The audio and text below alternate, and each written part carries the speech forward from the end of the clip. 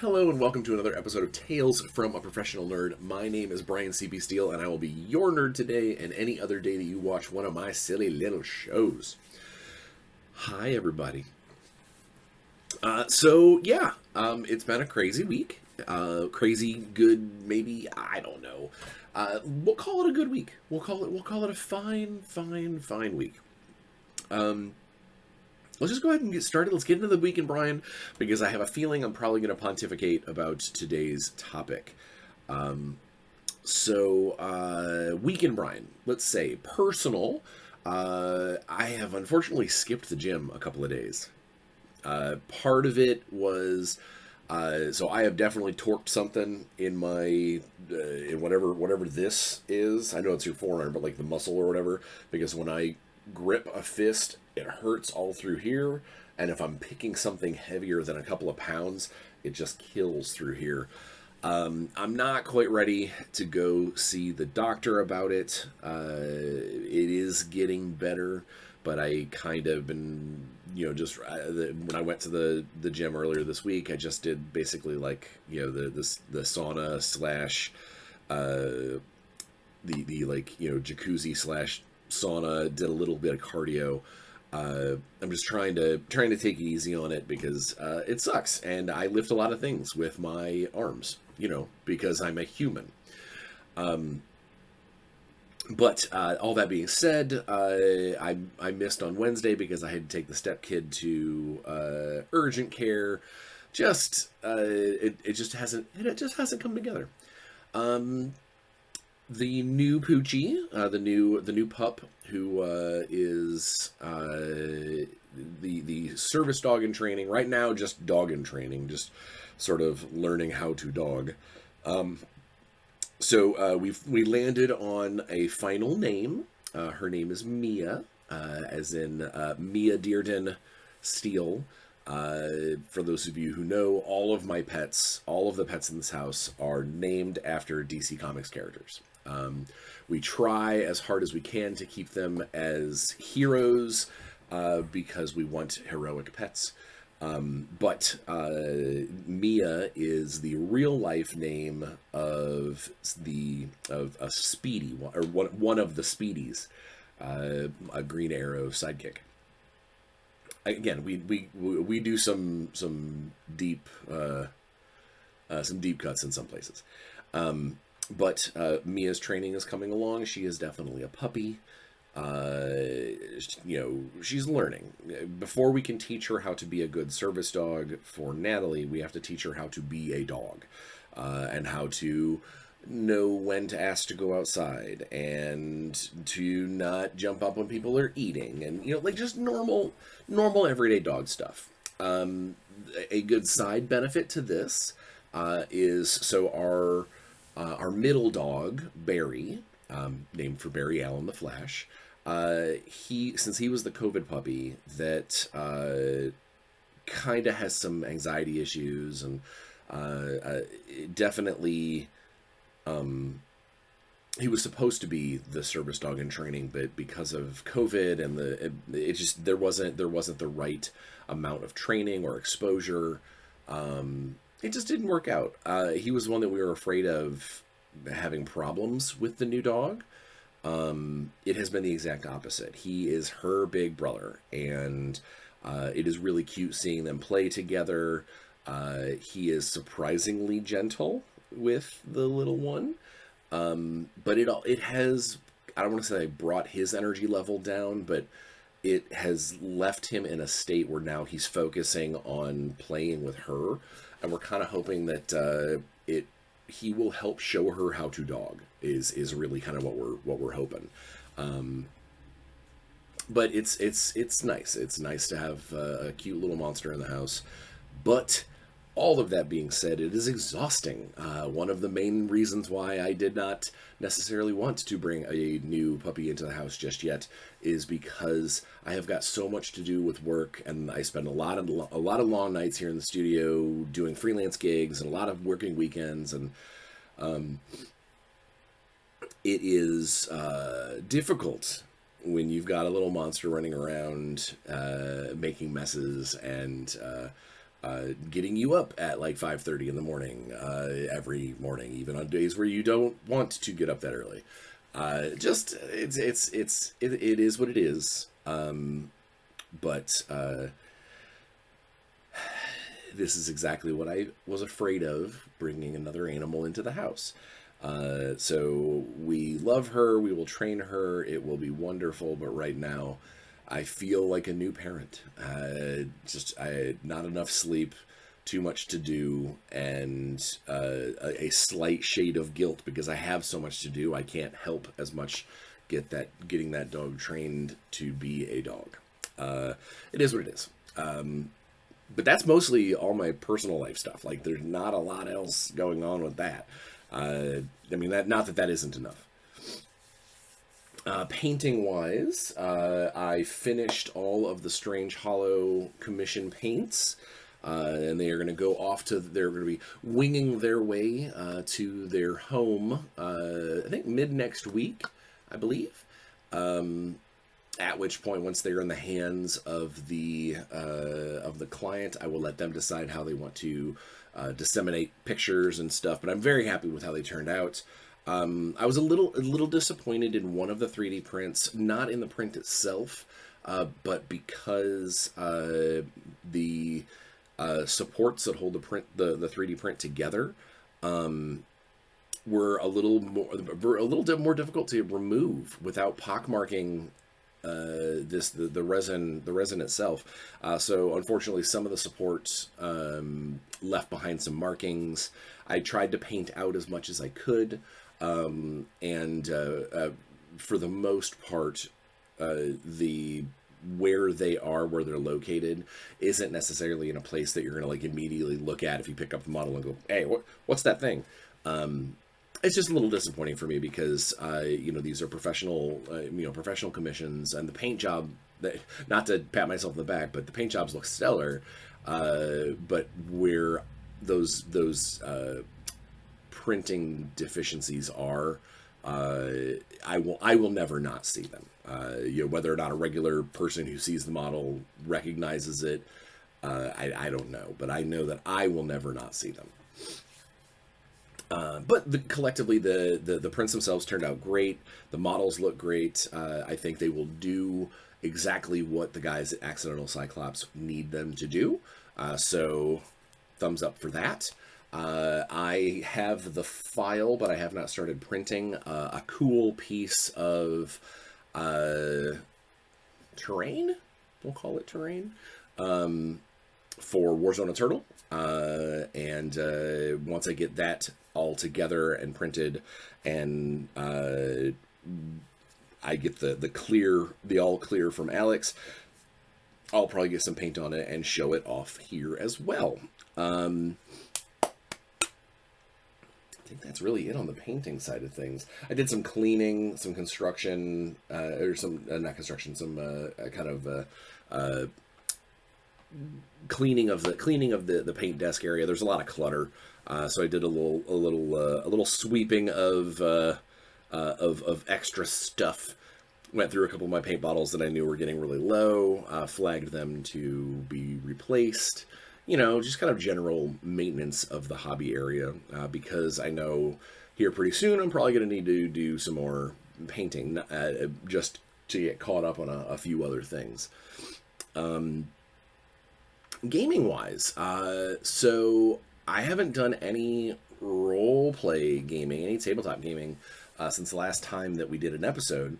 But this weekend I've got my Rifts game.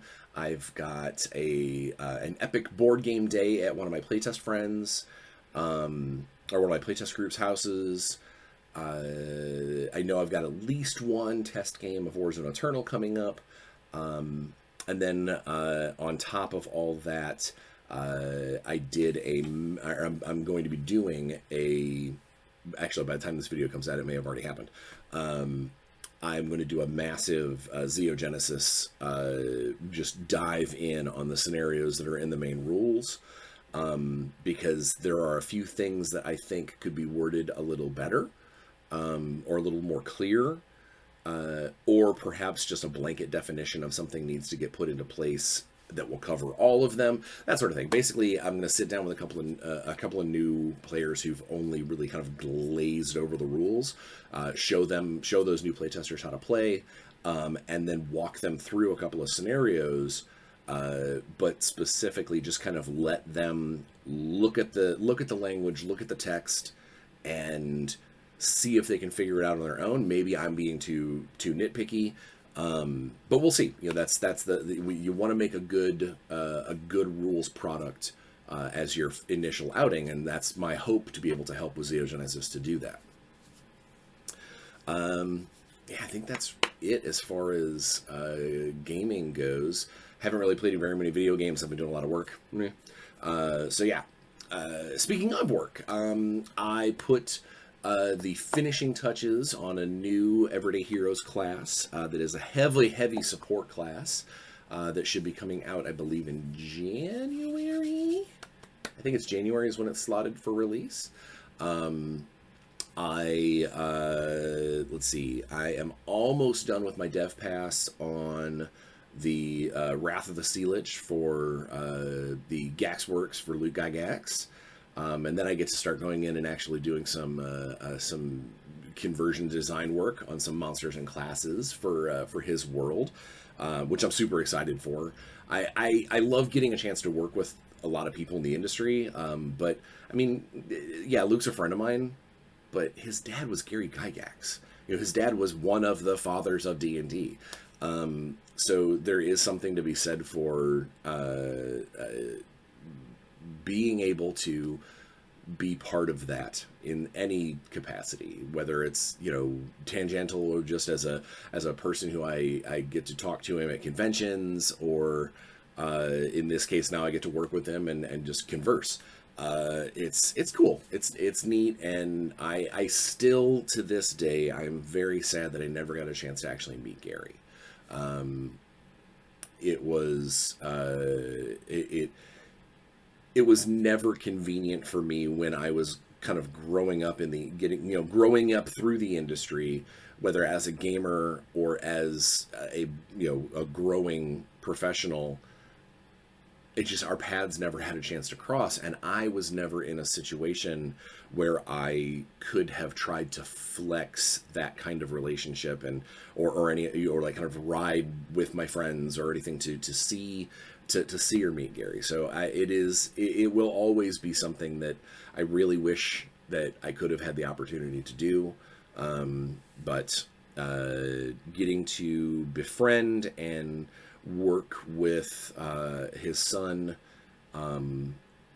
is definitely a fun aspect of my career. Let's see what else. Getting ready, probably by the time this video comes out, we'll probably already have gone off to them. Finish the first section of the Shadowrun novel to send off to the player, the owner of the character involved, to get a kind of quick pass and see if they see if I did them justice. I think I did. I'm confident. But you never know. There might be a turn of phrase or maybe a word that they specifically don't want their character to have ever said, and that's kind of what that's going to be about. It's a quick take/double take to make sure that I did them right in the different aspects of Shadowrun canon. I did get to play something earlier this week. I completely spaced it because it was a work thing. Got to play in my friend Nathan's, the Point One Games, his World of Drashar. It's his own system, his own world. So the one that I'm helping him with, doing some of the evil, scary stuff. I got to actually play in pre-gen characters, kind of a convention style, quick start style game, and we had a good time. We had a blast. I got to play with people that I'd never played with before. I got to meet some new friends. I got to play with an old friend who I haven't had a chance to sit at the table with in years. and it honestly felt really, really good to do so. But then on a professional level, why it's kind of falling into the work section of the week in Bryan is it was interesting to see from from a player's perspective, to see how the world works, but also to see the other players interacting with their own pre-generated characters, and get kind of a few, because I'm dealing with, you know, the corruption and the evil and the darker side of his world and pantheon. It's kind of neat to see what people are afraid of, to see what people are you know, the fairy tales at the table, the folklore that's coming up out of these pre-gens, because it adds fuel to the fire for me to know what's a generally good feeling on how to deliver this information. Do you want to do mustache twirly supervillains, or do you want to do nobody actually knows they're a villain until it's too late, or do you do more of a Sauron sort of thing? Is, yes, I am doing these evil things, but that's because it's my place in destiny and my place in history. So it was good. It was good fuel for the fire, and I'm very much looking forward to this weekend, maybe actually getting some real words to page instead of just building mood boards and stuff, to start fleshing out some of the darker sides of Drashar. So I'm excited about that. Let's see, what else? Anything else besides, before we get into Evil Genius stuff? No, I think that's it. That's not true. The guys at Dungeon of Box reached out to me. They really liked my Wildkin that I made for them for their setting that just got through GameFound. And it sounds like when I get back from potentially PAX Unplugged it sounds like I'm probably going. Not 100% sure. I'm like a 90%. But either way, it sounds like I'm going to be doing more of those Wildkin after I get back from PAX Unplugged. So that'll be fun, because those were super fun. Those were neat. And then let's see, what else? Is there anything else? No, I think everything else is just Evil Genius related. We are working desperately on getting some very cool stuff put together for our Evil Genius digital online platform. My nose is just...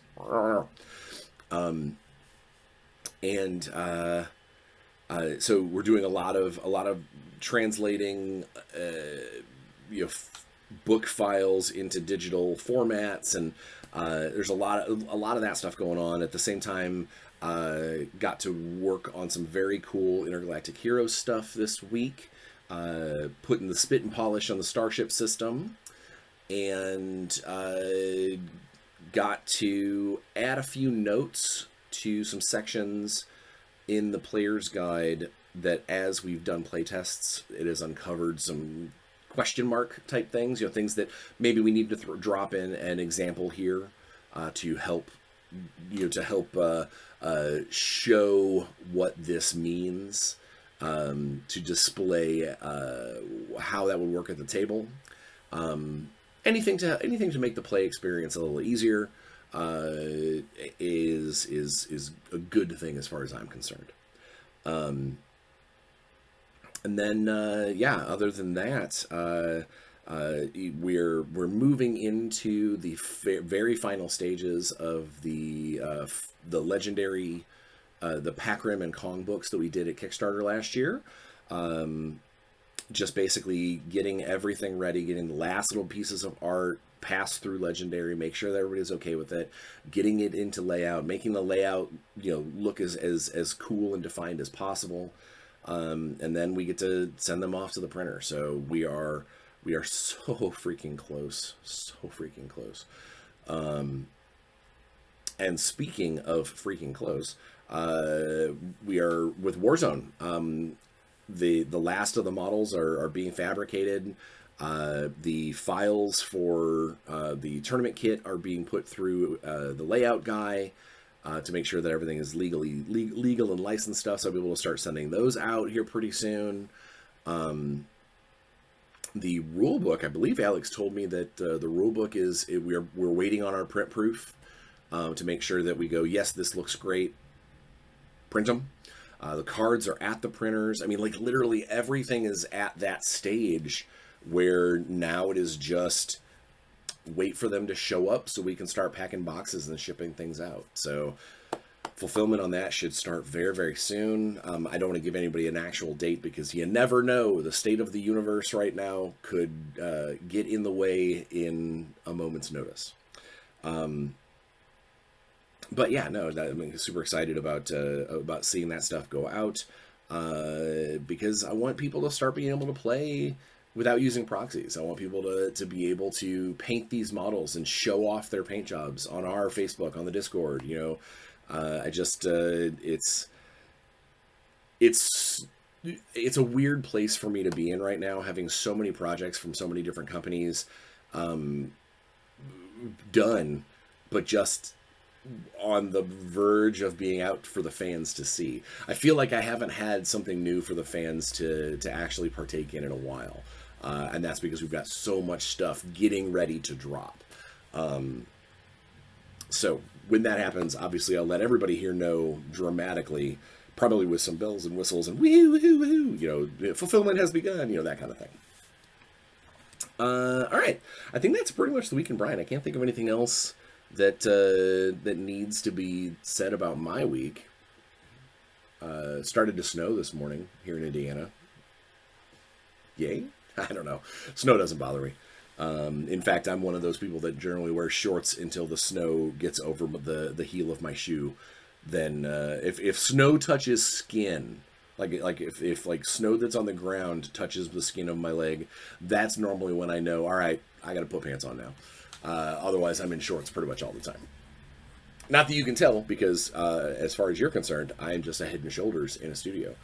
Maybe I don't even have a lower body. I am a robot. Beep boop. All right, so yeah, let's get into the topic of today. This actually came up. This topic of marathon versus sprint. I mention it because it came up in multiple ways in the last couple of weeks. So that was why I knew I was like, you know what, I need to do a video on it.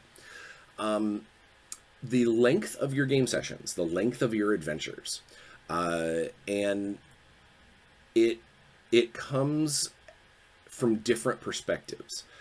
From a writing perspective, it is easier to write a mid-length adventure and then let the GM decide how long it's going to be.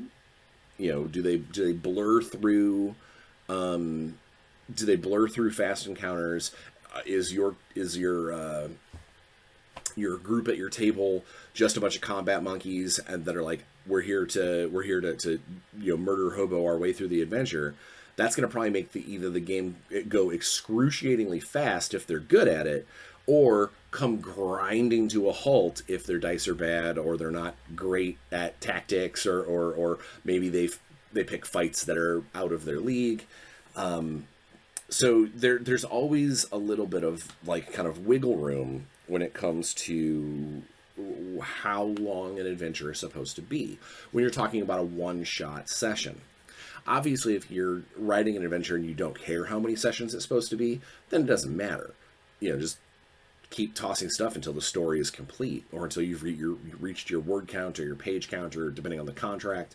But if you're just writing an adventure to be like, let's play, it doesn't matter how long it is. The only thing that really matters is how long you sit down to play in an extended campaign at a time. And that's what this video is about, is the kind of the pros and cons of running a sprint type session where you've got maybe 2.5 hours to, you know, sit down, play the game, play some stuff, get some stuff done, eat a snack, and, you know, all right, guys, we'll see you next time. versus a marathon session, which can be, 6, 7, 8 hours. I know there's going to be people in the comments that are going to be like, I've played for 12 hours before. I played around the clock before. Like that's absolutely doable, and those definitely count as marathons. But I think, especially looking at like the time blocks that you see at conventions for individual games, I think the general average of a long game session is about 5 hours. 5 to 6 hours is a long game session for a lot of people. Especially the older you get, the harder it is to adult for that long, to slot that long of a time without having to have to pick up a kid from something, or do the thing, or have an appointment, or a meeting, or whatever. So those marathon sessions tend to end up getting trimmed back and trimmed back and trimmed back, and that's eventually how sometimes they get trimmed all the way back to a sprint. And I use the term sprint basically because you're running a game. I do a marathon as a larger session, and a sprint is something that's short and sweet. And it doesn't necessarily mean that it is start, end, has to be done within 2 hours, or anything like that.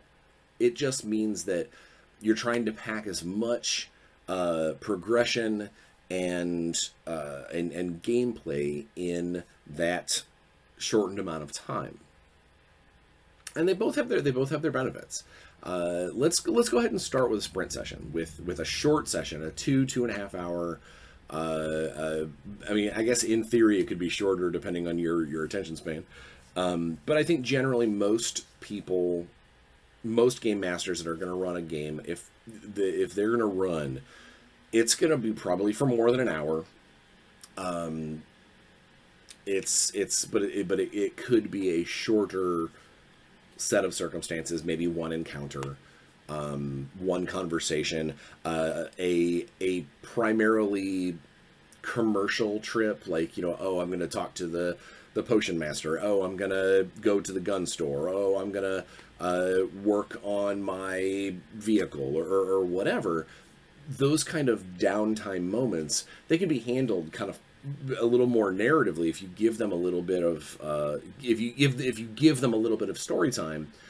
But it can turn a larger session into a complete drag if you're spending the whole time shopping and haggling and, oh, I forgot to get this thing, and all that stuff. So a nice predetermined sprint session that is just a couple hours long, that is focused, let's say you got 2 hours, say 2 hours, and you've got 4 players in your group, a basic 4-player team.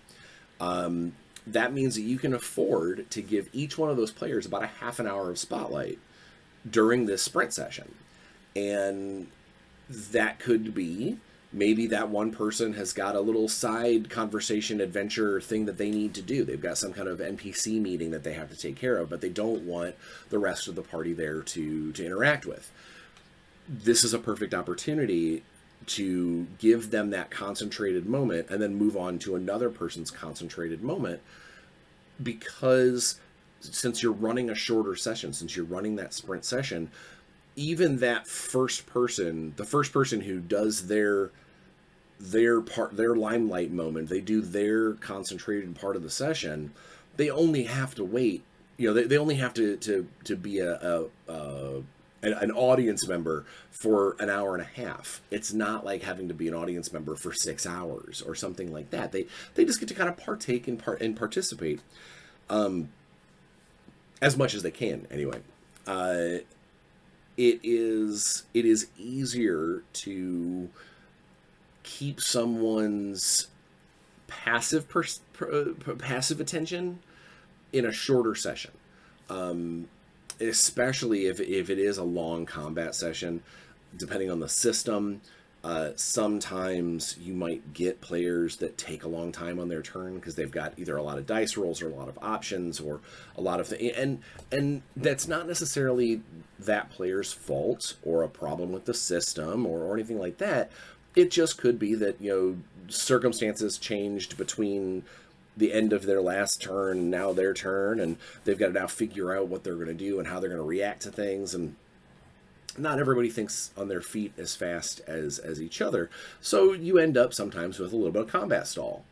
And if a short session, of a sprint session, is going to be, let's have it mostly be a combat, because we need to get through this thing. Maybe this has happened to me recently. Is we ended a session just as like the beginning of a combat was to begin, so we knew that the next session is going to primarily be a combat session.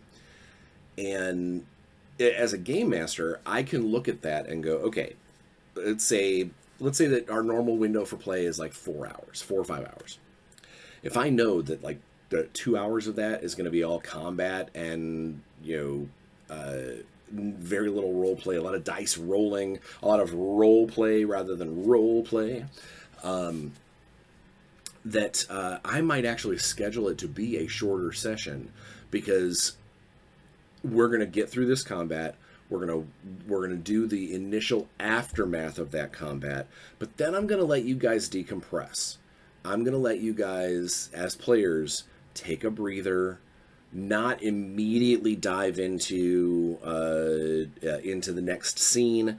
I'm gonna let you digest what happened, and as players, get to walk away from the hectic. What did I do? How much damage? Is this guy going to kill us? Depending on the type of combat, especially a long drawn out one, as players, it might not be as easygoing of a time. Throw in the fact that for a game master, you've got to be juggling all the NPCs, juggling the stats, worrying about, am I being too mean to my players? Am I picking on one player in particular? Does this guy who has a dirty trick, does he use the dirty trick every time? Game mastering is always involved, but in a combat, you have that kind of fine dance to try and keep it real, keep it cool, keep it fun, and maybe keep it fair, or as fair as the setting that the narrative behind that combat allows.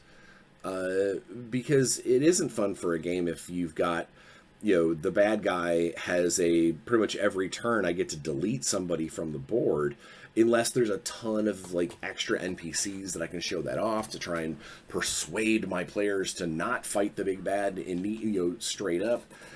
But all of that aside, it adds stress and tension, and sometimes the occasional bickering, or the my dice are terrible.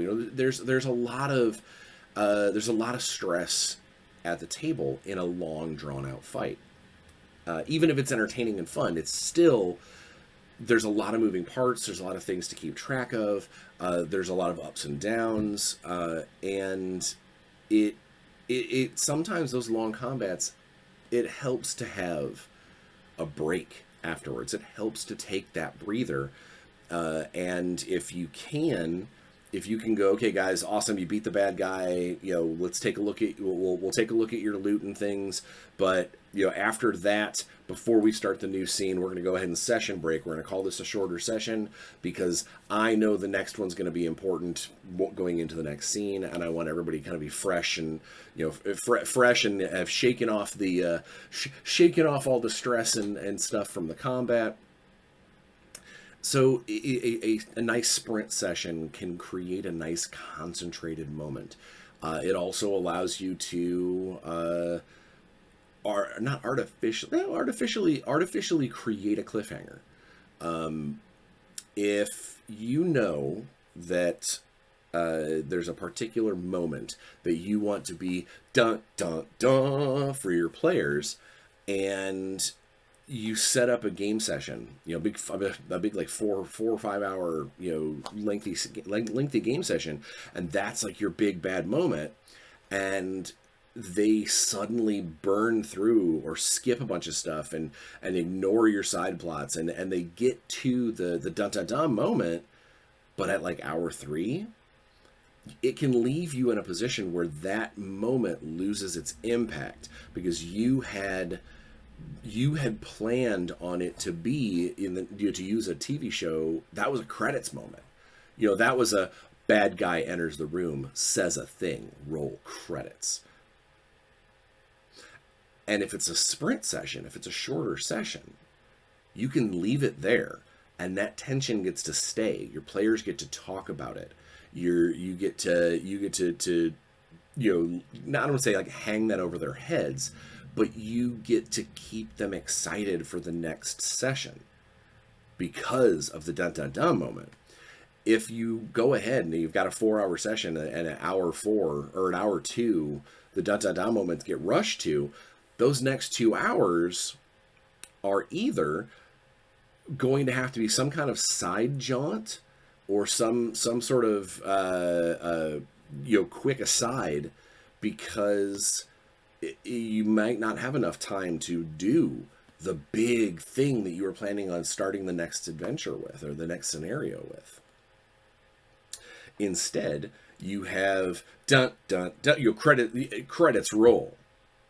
Except it's not credits, it's actually just a commercial break. We'll be right back. And now we're back, right where we were. It still will have a little impact, but it will have less impact because your players haven't had a chance to digest it. They haven't had a chance to worry about what this means or talk to each other about what it could be. Instead, they got to take a momentary pause before immediately going into the scene, and it doesn't feel like a cliffhanger, it feels like an introduction.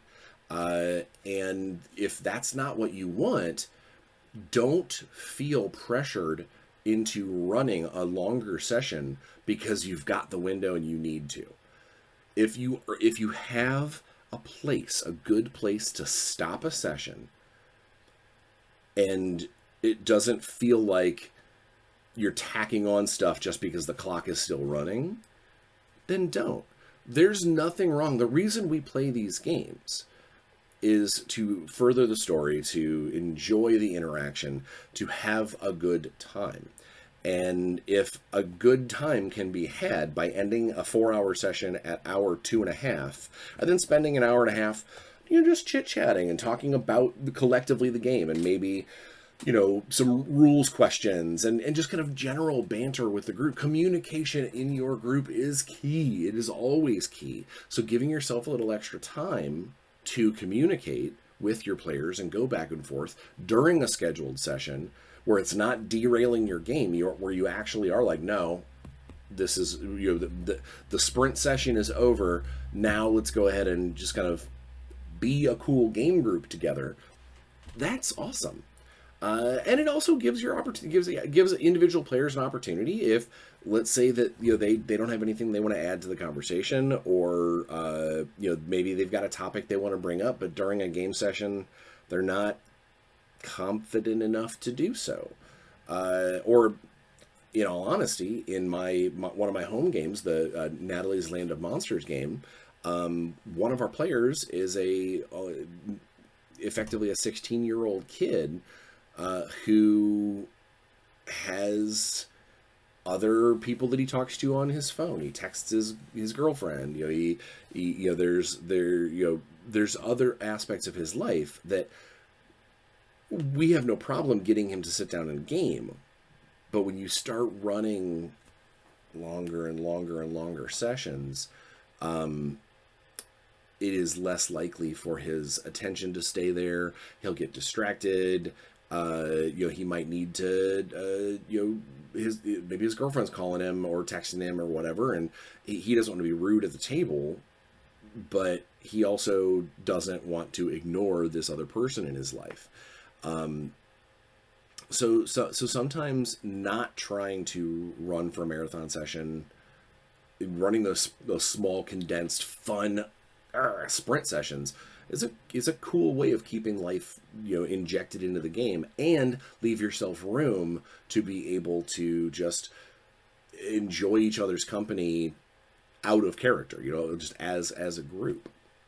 I also personally feel that sprint sessions are easier to keep players who might be a little scatterbrained, a little easily distracted. It's easier if they know going into it that they only have like 2.5 hours to play in this game session. It doesn't come off as weird or rude when a game master says, "Hey, we're at limited time. Let's stay focused."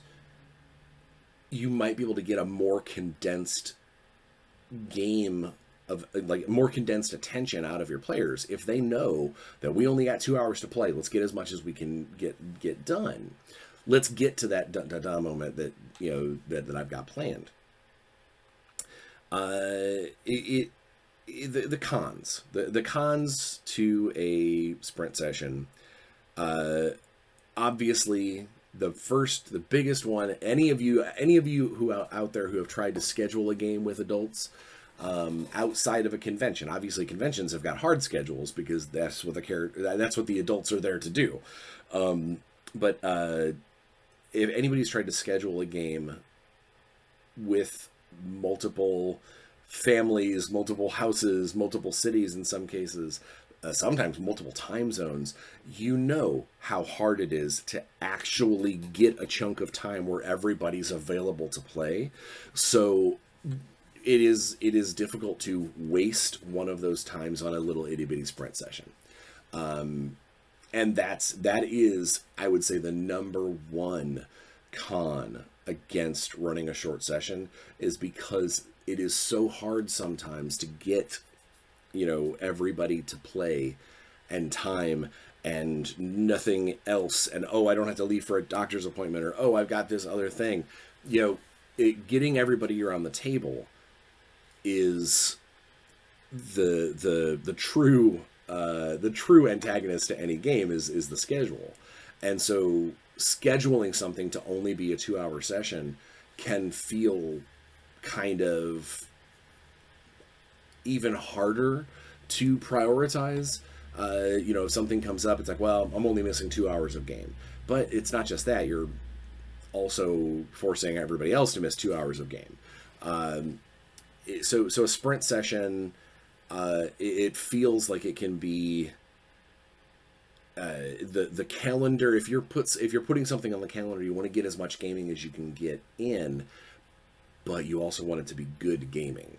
Not we're just playing because this is the window that we were given, so we're going to play up to that time limit because that's we got to do it because this is the time that we have.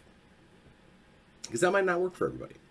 One of the other problems with sprint sessions is giant epic combats, big combats, especially depending on the system, especially D&D 5e. It is quite possible that you might start and maybe not even finish a big epic combat in that time, depending on the number of moving pieces, depending on the dice rolls, depending on the number of players, how long their turns take. There can be a lot of distraction that happens from finishing that fight.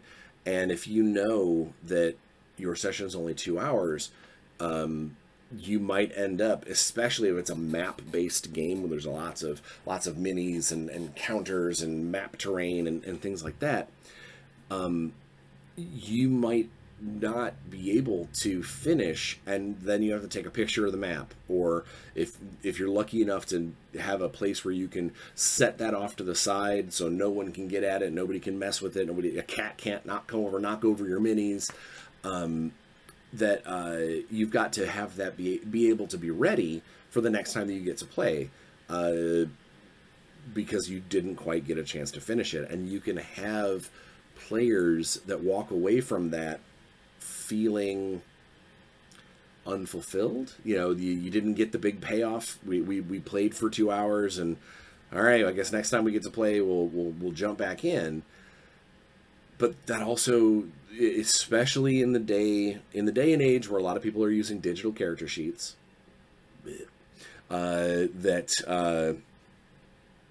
there's nothing that says that, between the 2 or 3 weeks between game sessions, that if your thing ends ends mid combat, mid game, that maybe something happens with the software, or maybe you lose your physical character sheet between then and now, and so you got to reprint it. And how many level 1 spells have I used? What hit points was I at? Was I poisoned? There's all these things that might not make it between sessions depending on how long sessions, how long of a gap between sessions. So you want to make sure, if to the best of your ability, that you're able to finish those big combats, those big scenes, those big encounters. You want to be able to get to an ending point. And if you're on a limited time schedule, there's not much you can do about that. If the timer goes off and the session has to be over, finish out the round and everybody record what's going on. It means the next session, yes, you would love it for everyone to be able to sit down and go, okay, top of the order starts with you, and just roll into it. But the reality of the situation is that enough time may have passed that there may be some, all right, now what were we doing? Where was that guy at? How many hit points does he have? There might be a lot of questions if you don't get a chance to actually finish the scene. Or you might have forgotten something that happened. Let's say that somebody got hit with a spell that, is an overtime sort of spell and it takes 3 turns to take effect or something like that.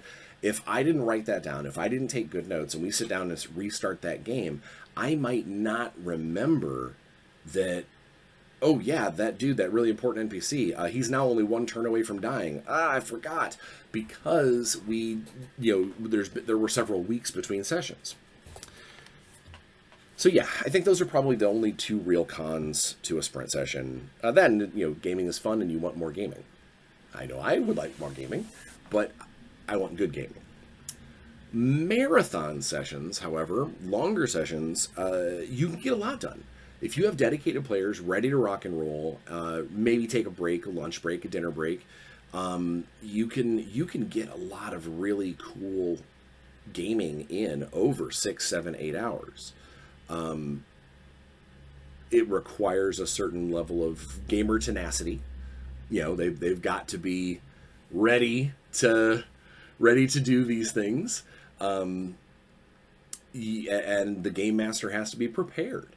The last thing you want is for someone to set up a 6-hour game session and then run out of stuff to run at hour 4, because those last 2 hours are going to feel like hamster wheeling. It feels like, oh, what do you guys want to do? Oh, you want to go to the tavern? Okay, there's some people playing at the tavern. Okay, what do you want?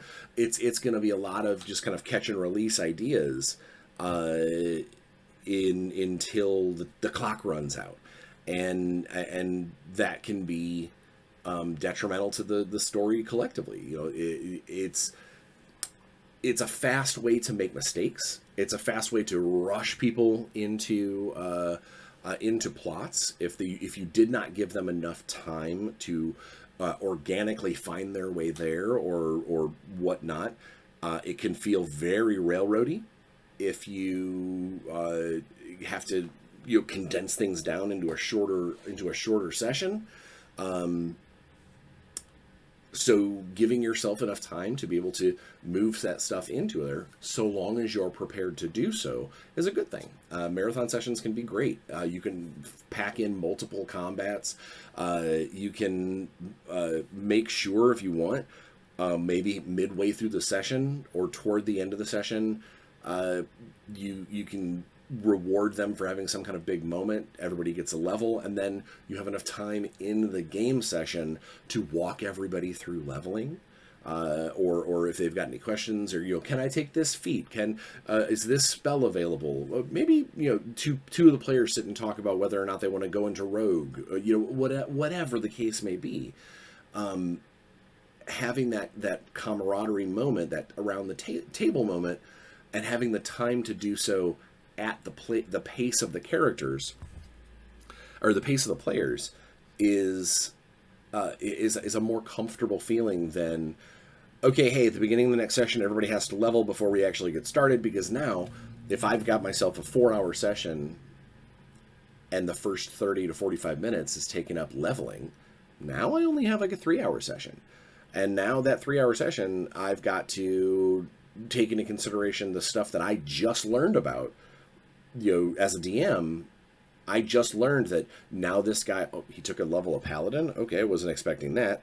You have now minutes to take into consideration what they leveled into.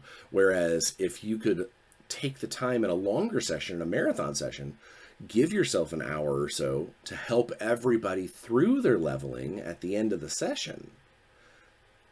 Walk them through what the treasure they gained does, what the loot that they've picked up can do. You as a DM now have that whole downtime between sessions to plan and adjust for all the things you just learned about these newly leveled characters, the things that they purchased. Depending on the game, and I'm using a lot of D&D terms because it is probably the most played style of game. But there are also games out there like Vampire the Masquerade, where you don't have levels, you just get experience. You spend experience on things, and depending on how much experience you bank up, you might get this big huge thing, or maybe you buy off. You buy into a new benefit or ally or something.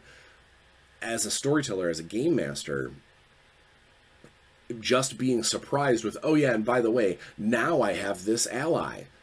Okay, that's a lot harder to just roll with than it is to plan for and cook into the narrative, into the narrative, if you have a little bit more time to help people through it. Not to mention, as a game master, I know I like to occasionally sort of nudge my players towards certain things. Like if they're about ready to level, I can be like, hey, just as an aside, you guys are going into, the undead swamp of undeathness. Maybe having a level or two of cleric in the party would be a good idea. Or, maybe take that feat that lets you channel divinity in extra time. Or, it allows me to help shape the situation in front of them rather than react to the situation that they've created, if that makes any sense. And I think a marathon session gives you that room at the end. It gives you that chunk of time while the credits are rolling. I know for me personally, a lot of my games that I try to run, I have I don't know if I've ever done the I'm sure I'll have to go back and look at the video list. If I've ever done the 5 questions, the aftermath, the roll credits on an adventure. But I like to interact. Basically, the game is over. The figurative credits are rolling on the episode. I like to have a round of questions with the characters, with the players, because it helps me know what they're doing. It helps me know where they're at. Helps me as a game master to know whether or not I'm doing a good job. And it is very helpful for me as a game master to know if I'm on the right track. And there are a lot of shorter game sessions out there that we get done playing, and the reason why we had to cut it short is because someone had to leave. Okay. Someone's got to go do a thing. Oh, we're running out of time. It's, and then everybody scatters, because it takes a good 30 to 45 minutes to go through that kind of aftermath, question series. I am going to do a video on that. Or I'm going to look to see if I already have. But if I have, maybe we'll get a part 2, and I'll just have to go back over it. But it's a time-consuming process, but it helps keep everybody into the game. It helps keep everybody thinking about thinking about what has happened, thinking about the interactions with other characters, and also thinking of things as a game completely, as the game as a whole. And I think that it's very helpful and constructive to do these sorts of things, to do that kind of conversational, back and forth with the game master, with the players at the end of a session. And a short session, often you don't have time to do that. A marathon session, you absolutely can. You can cook that time in, because if I don't want to run for 5 hours, I run for 4 and have an hour of aftermath. If I want to run, if I have a 6-hour time slot, I run for 5 and I have an hour aftermath. It is an easier, there's more room to do more, and it's not necessarily all gaming. So it isn't that you all have to, that you've got to make sure that you've got enough story to fit into that space. if anything, you want a little less stuff to do in that space to give you a little more wiggle room to be able to take breaks, to be able to have the shenanigans at the table that we all have. When someone starts, going, the last thing I like to do as a game master is to look at my player and say, hey, come on, shut up. I don't care about the movie you want to see this weekend. We need to stay focused on the game. Put your phone away. I don't like to do that. And in a shorter game session, I feel like I have to. In a longer game session, one that's a little more laid back, it's got a little more room to come to back and forth. I don't mind if there's some distractions. I don't mind that the guy who isn't part of this scene or whatever is texting his girlfriend. I'm not nearly as upset by someone wasting our low amount of time. Because it's not. We've got extra time. We've built it into a bigger session. And it also means that I have more room to expand on things, make short scenes into bigger scenes, not have to wrap up and narrate a combat. I have the full time to be able to do it. So that's giving yourself a bigger window gives you way more freedom. But it also, now talking about the cons of a marathon session, it also means that you have the rope to hang yourself, because you could just pack it full of, well, I've got more time, so let's have more scenes. Okay, I'm not really ready for this place yet, but I'll wing it. And if you're not ready to wing it, it can come off as not boring, but you're just doing this because we have time left on the clock. And the longer a session, the harder it will be to schedule, and the longer the session, the harder it will be to keep everyone at the table engaged, because you've got a lot going on and a lot of time to have it go on in. So I'm sure there's a fine line between the two, but I just wanted to take today and explain that there is no bad sessions. There is no bad length of time in a session. Obviously, there are bad game sessions. That happens. But there's whether you want to run a short and sweet sprint game, or if you want to try and pack a long thing in and play a big long marathon.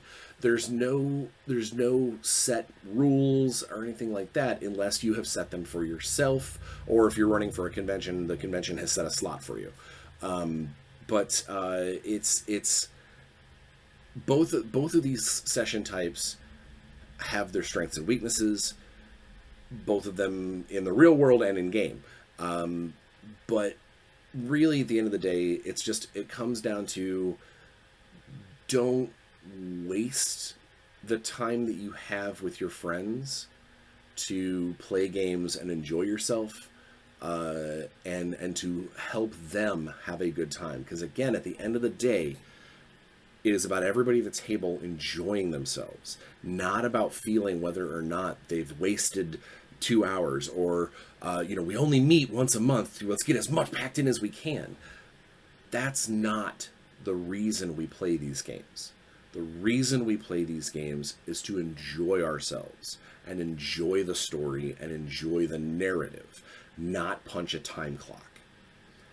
So it doesn't matter whether it's a 2-hour shift in a sprint session or a 6-hour one. As long as everybody's there and having a good time, you're doing it right. And that is honestly the only rule that you should ever pay attention to. Whew. Sorry, got a little deep there at the end. So without further ado, please, be safe, wash your hands, get your shots, wear a mask, do not engage with people who are bad faith conversationalists, especially in this current day and age of politics. Just really try and leave every room a little happier than when you got there, and I think we'll get through it, and it'll be fine. The world will be a better place. Until next week, by the way, next week, because the day that I normally record is Thanksgiving, I will actually be doing a live on Friday. Live! Da, da, da, da, da, da. So I'll be live at noon Eastern Standard Time on November 29th. We'll do my Black Friday special live, where we will talk about pretty much anything that you guys want to talk about. We will bring up questions, have a good conversation, and maybe eat some leftovers, but probably not on camera because I don't like eating on camera.